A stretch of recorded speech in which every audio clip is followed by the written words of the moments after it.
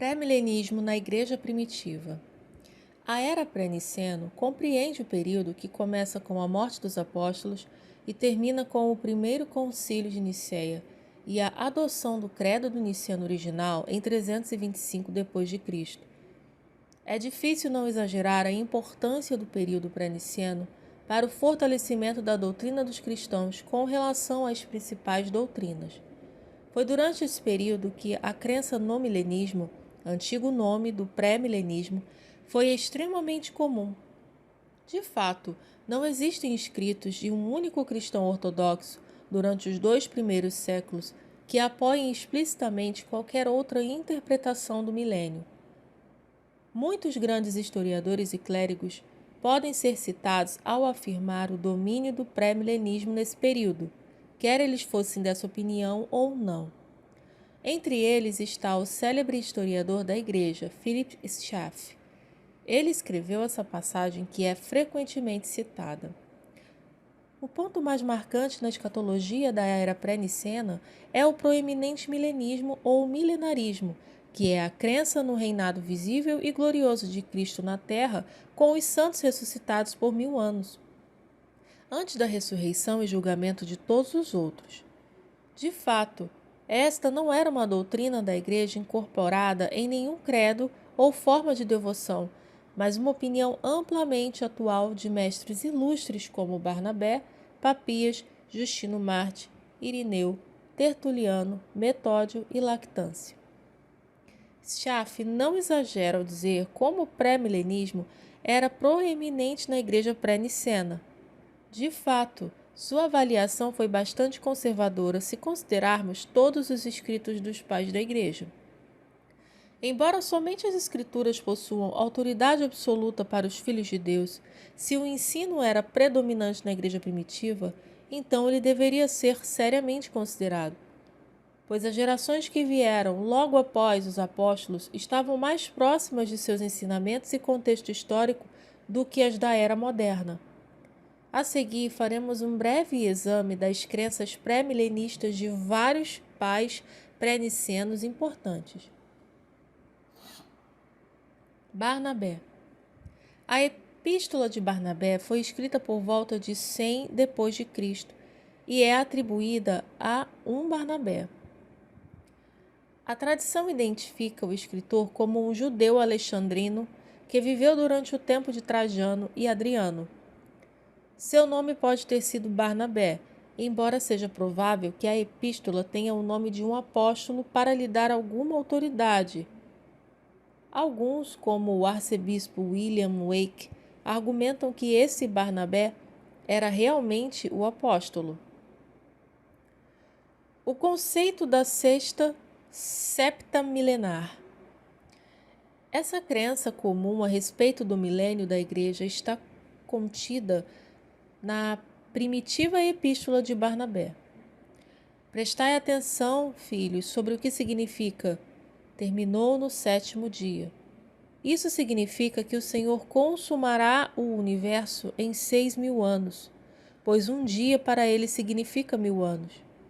Ele próprio o atesta dizendo, eis que um dia do Senhor será como 1000 anos.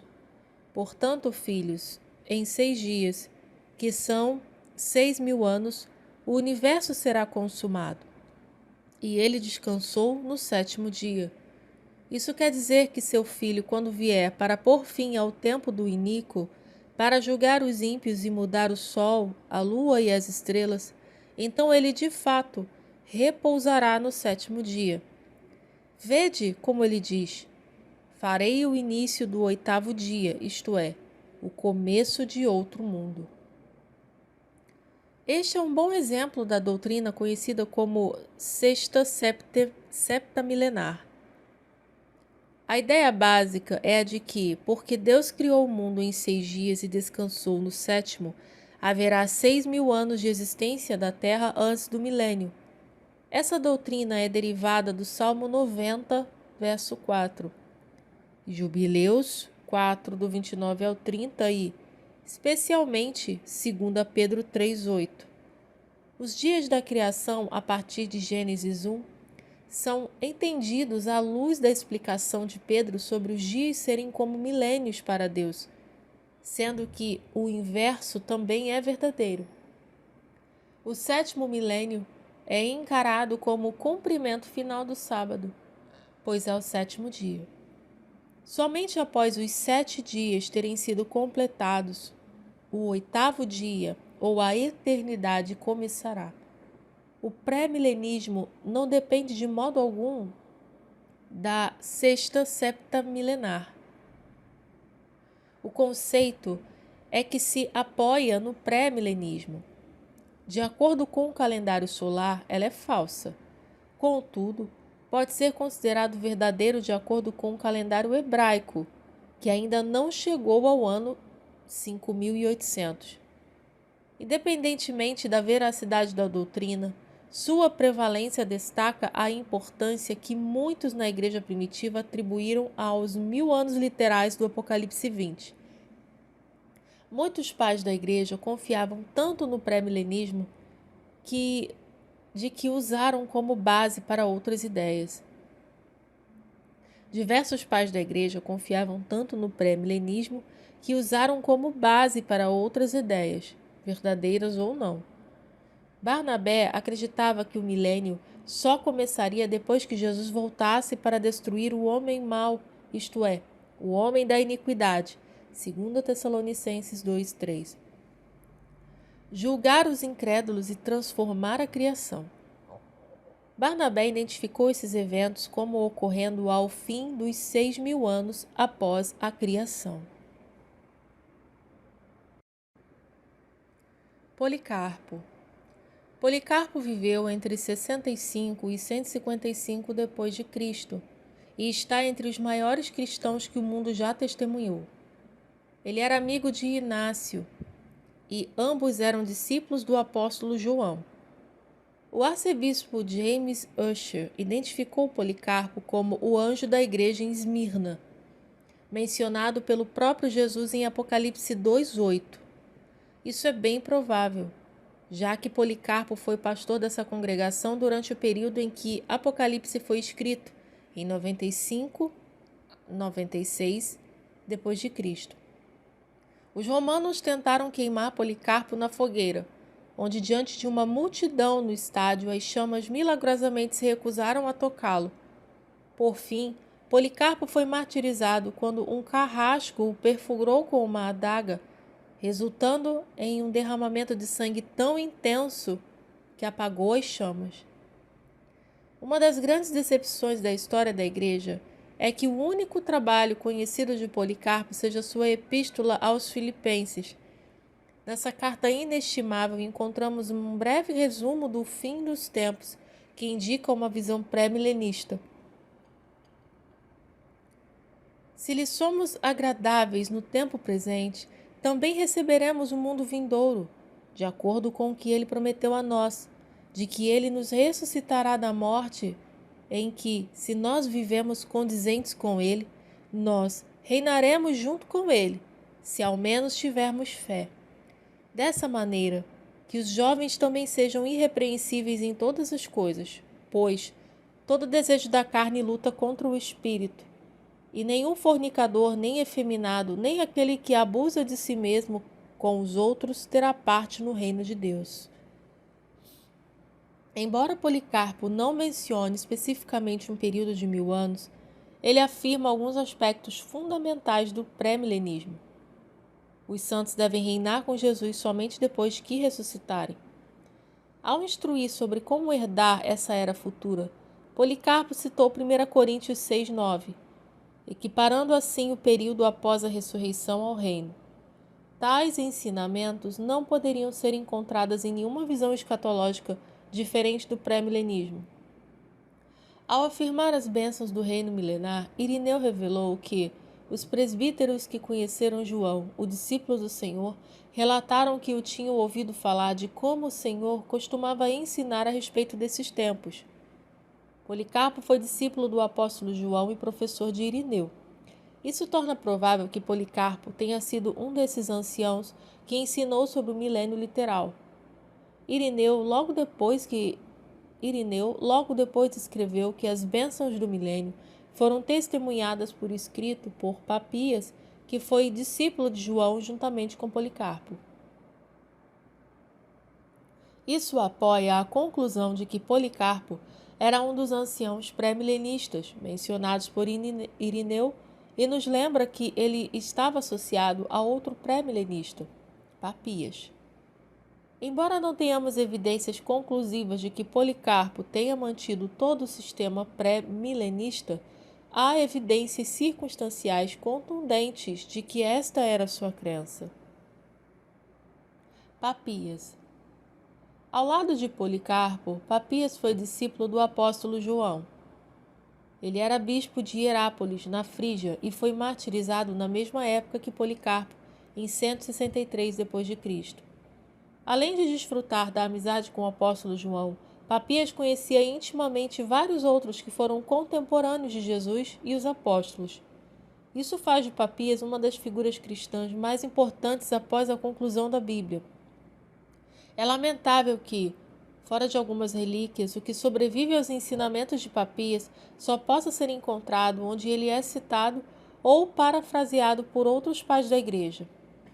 Eusébio de Cesareia, um historiador da Igreja do início do século IV, confirmou o pré-milenismo de Papias.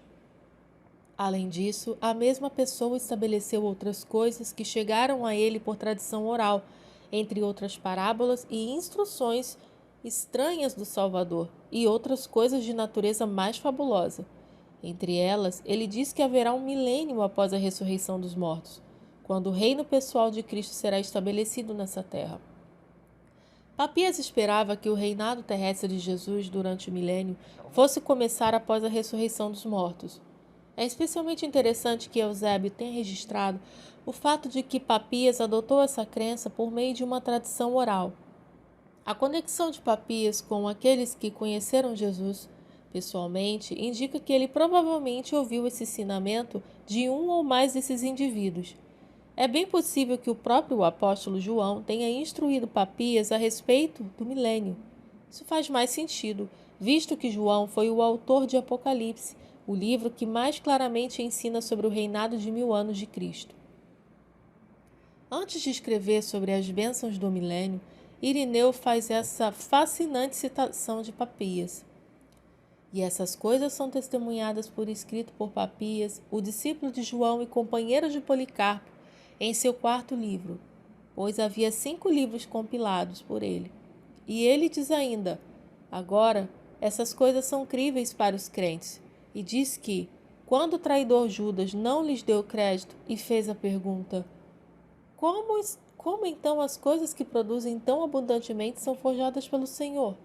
O Senhor declarou: aqueles que virão a estes tempos verão. De acordo com Papias, Judas não apenas duvidou das bênçãos do milênio, mas também questionou Jesus sobre como essas maravilhas poderiam acontecer.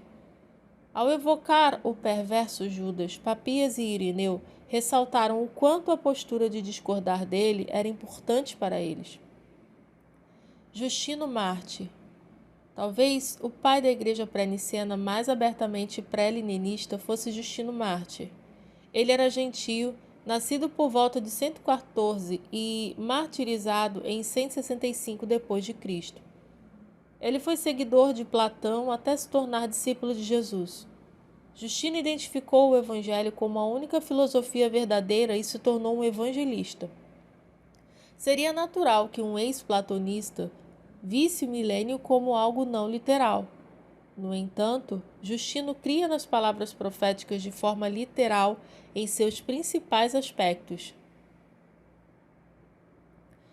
A ortodoxia do pré-milenismo. Ao escrever contra aqueles que negam a ressurreição, Justino fez sua declaração mais famosa sobre o milênio. Pois se você se envolveu com alguns que são chamados cristãos, mas que não admitem essa verdade, e se aventuram a blasfemar contra o Deus de Abraão e o Deus de Isaque e o Deus de Jacó, que dizem que não há ressurreição dos mortos e que suas almas, quando morrem, são levadas para o céu, não pense que eles são cristãos. Mas eu e outros, que somos cristãos de bom senso em todos os aspectos, Estamos certos de que haverá uma ressurreição dos mortos e 1000 anos em Jerusalém, que serão então construídos, adornados e ampliados, como os profetas Ezequiel, Isaías e outros declararam.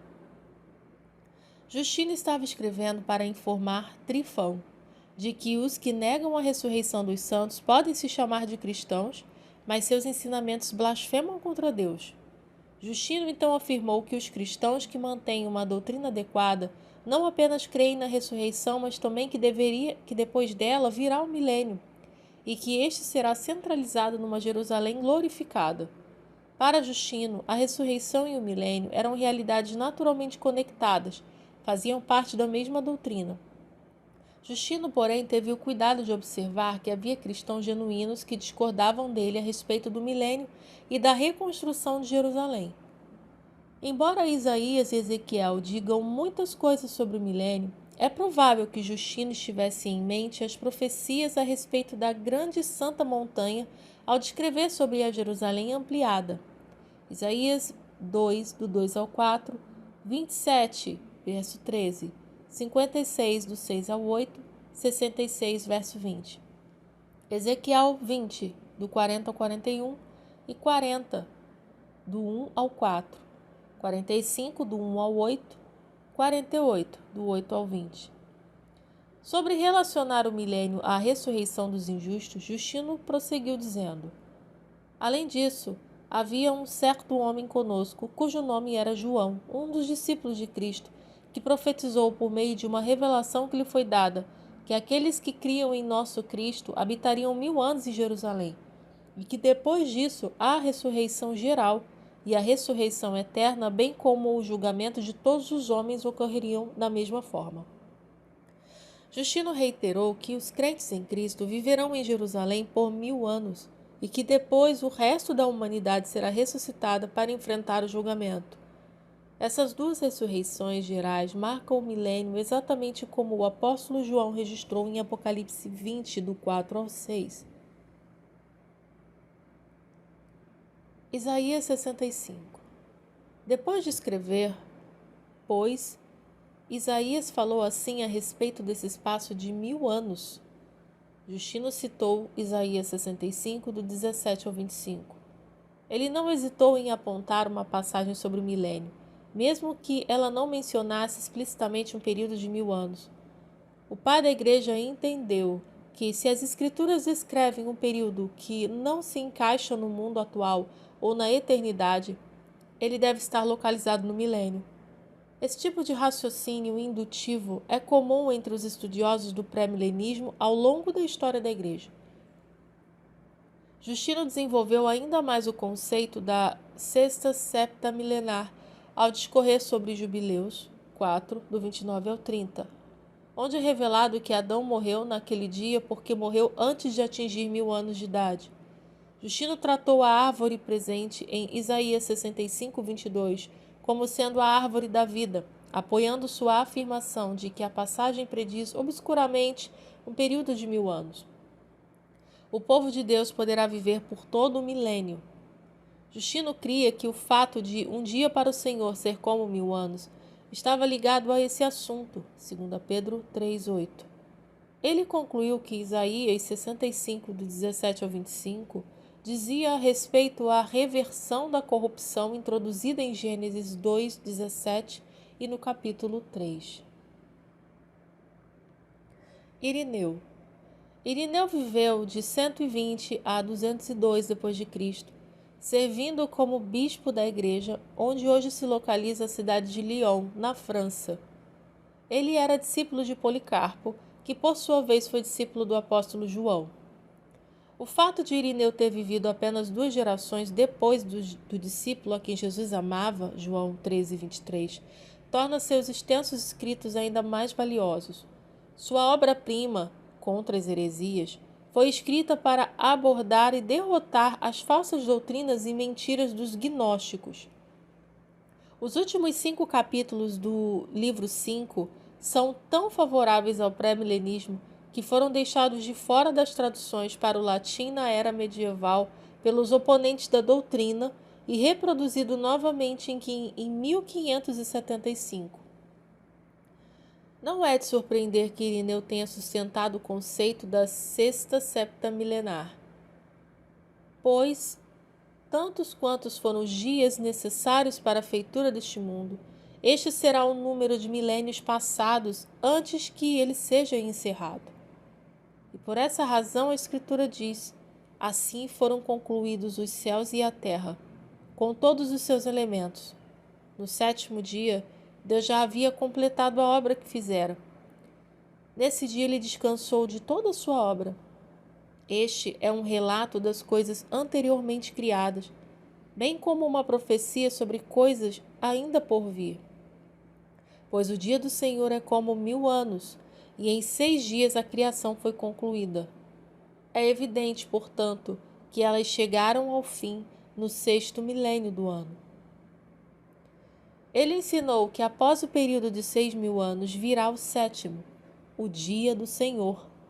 Alguns argumentam que Irineu poderia ter acreditado que o 7º dia era eterno, o que significa que ele não era pré-milenista. Isso é facilmente refutado. Em outro lugar, Irineu escreveu que é somente após o reino do 7º dia que a Nova Jerusalém descerá sobre a terra. Aqueles que levaram a marca da besta encontrarão seu fim no 6º milênio, no 6º milésimo ano. Aqueles que levaram a marca da besta encontrarão seu fim no 6º milésimo ano. Para Irineu, o número da marca é 666, porque ela resume toda essa apostasia que ocorreu durante 6.000 anos. O reino do 7º dia. Irineu falou sobre o milênio do 7º dia e do reino como sendo a mesma realidade. Pois quais serão as inúmeras recompensas em sua palavra, os deleites concedidos aos pobres e os manjares para os quais o retorno acontece? Elas devem acontecer no tempo do reino, que é no 7º dia que foi santificado, no qual Deus descansou de toda a sua obra que havia criado, que é o verdadeiro sábado dos justos, onde eles não se envolverão com nenhuma ocupação terrena, mas terão uma mesa preparada para eles por Deus, que os suprirá de toda sorte de manjares. Depois de citar a parábola do grande banquete, Lucas 14, do 12 ao 13, Irineu perguntou e respondeu quando essas recompensas seriam dadas. Isso acontecerá durante o reino milenar, que também é um verdadeiro sábado. Assim como Deus descansou no 7º dia da criação, os santos não farão nenhum trabalho durante o milênio, mas desfrutarão de um grande banquete preparado por Deus para eles. Irineu explicou que bênçãos desse tipo não podiam ser encontradas no reino celestial, mas somente na terra após a ressurreição. Cristo, depois de ter dado graças enquanto segurava o cálice e bebido dele, e dado aos discípulos, disse-lhes: mas eu vos digo que a partir de agora não irei beber o fruto dessa videira, até aquele dia em que irei beber de novo com você no reino do meu Pai. Assim, ele mesmo renovará a herança da terra e reordenará o mistério da glória de seus filhos. Como Davi diz: quem renovou a face da terra? Ele prometeu beber do fruto da videira com seus discípulos, indicando assim as seguintes verdades: a herança da terra na qual o novo fruto da videira é bebido e a ressurreição de seus discípulos no corpo. Pois a nova carne que ressuscita é a mesma que também recebeu o novo corpo. E não é possível de forma alguma compreendermos que ele beberá do fruto da videira com seus discípulos, estando num local supercelestial. Tampouco os que a bebem são desprovidos de carne, pois beber daquilo que flui da videira é relativo à carne e não ao espírito. Irineu compreendia que será durante o reino que Jesus novamente beberá vinho com seus discípulos. Isso prova que aqueles que estão em Cristo devem herdar a terra, tendo corpos ressuscitados. Irineu deu um argumento convincente, pois Jesus comeu peixe para provar que não era apenas um espírito, mas que havia ressuscitado na carne. Lucas 24, do 41 ao 43. O reino é realizado após a ressurreição, quando Jesus renova a face da terra. Salmo 104, verso 30. Contra a alegoria. Uma das principais razões para Irineu ser um pré-milenista é que ele estava convencido de que a profecia deve ser entendida literalmente. Ao criticar aqueles que interpretam de modo contrário, ele escreveu: se, no entanto, alguém se esforçar para alegorizar profecias desse tipo, elas não serão consideradas coerentes entre si em todos os pontos e serão refutadas pelo ensino das próprias expressões em questão. Por exemplo, quando as cidades dos gentios ficarem desoladas, para que não sejam habitadas, e as casas, para que não haja homens nelas, e a terra seja deixada desolada, pois eis que, diz Isaías, o dia do Senhor virá, cheio de fúria e ira, para assolar a cidade da terra e expulsar os pecadores. E novamente ele diz: seja ele levado para que não veja a glória de Deus. E quando essas coisas forem realizadas, ele diz: Deus removerá os homens para longe, e os que restarem se multiplicarão na terra. E eles construirão casas e as habitarão, plantarão vinhedos e comerão deles. Pois todas essas e outras palavras foram inquestionavelmente ditas em referência à ressurreição dos justos que ocorre após a vinda do Anticristo e à destruição de todas as nações sob seu governo, nos tempos em que os ressuscitados, os justos, reinarão na terra. Irineu citou Isaías 6, 11, 13, 9, 26, 10, 6, 12 e 65, 21. Ele precisou de apenas um livro para argumentar que existem numerosas profecias que só podem ser cumpridas quando os justos governarem a terra. Esse governo pode acontecer somente após a ascensão e queda do Anticristo e da ressurreição dos santos. Aqueles que discordam da colocação de Irineu sobre quando as profecias se cumprirão precisam recorrer à alegoria para que elas façam sentido. O pai da igreja alertou que aqueles que fazem isso são incoerentes uns com os outros e são refutados pelos mesmos versículos que distorcem. Sua razão para aceitar a profecia de forma literal é resumida no seguinte trecho: e nada é capaz de ser alegorizado, mas todas as coisas são rápidas, verdadeiras e substanciais, tendo sido feitas por Deus para o gozo dos homens justos. Pois, como é Deus quem verdadeiramente ergue o homem também ressuscita dos mortos, e não alegoricamente. Pois, como os homens existem de verdade, também deve haver uma ressurreição real. A aliança abrâmica. Irineu percebia os tempos do milênio como sendo centrados em Jerusalém. Isso foi atribuído à promessa de terra no pacto abrâmico. Portanto, a promessa de Deus que ele deu a Abraão permanece firme. Assim, ele aguardou pacientemente a promessa de Deus e não estava disposto a parecer receber dos homens o que Deus havia prometido dar a ele, quando lhe disse novamente o seguinte: darei esta terra à tua descendência, do rio do Egito até o grande rio Eufrates. Se então Deus prometeu a ele a herança da terra, mas ele não a recebeu durante todo o tempo de sua permanência lá, deve ser que, juntamente com sua semente, isto é, aqueles que temem a Deus e creem nele, ele a receberá na ressurreição dos justos. Ele argumentou que, se Deus fez uma promessa e ela ainda não foi cumprida, sua realização deve ser futura. Somente depois que Abraão ressuscitar, ele e sua semente finalmente herdarão toda a terra prometida. Irineu elaborou por escrito que Israel será reunido dentre todas as nações e habitará na terra prometida a Jacó. O livro apócrifo de Baruque 4, do 36 a 4, o livro apócrifo de Baruque 4, do 36 ao capítulo 5 e versículo 9, foi citado na íntegra para apoiar o argumento de que o governo dos santos estará centrado em Jerusalém. Essa seção de Baruque antecipa Jerusalém no alto, quando o trono do reino é estabelecido e o mundo é remodelado para se adequar a Israel. Esse pai da igreja só podia reconhecer essas bênçãos como tendo uma realização tangível.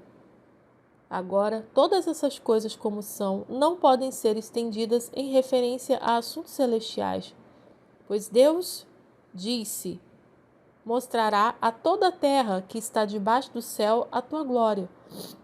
Porém, nos tempos do reino, a terra foi chamada novamente por Cristo, a sua condição primitiva, e Jerusalém reconstruída segundo o padrão da Jerusalém de cima, sobre o qual o profeta Isaías diz: eis que descrevi tuas paredes sobre minhas mãos, e tu estás sempre à minha vista. E o apóstolo, também escrevendo aos Gálatas, diz da mesma maneira: mas a Jerusalém que está em cima é livre, que é a mãe de todos nós.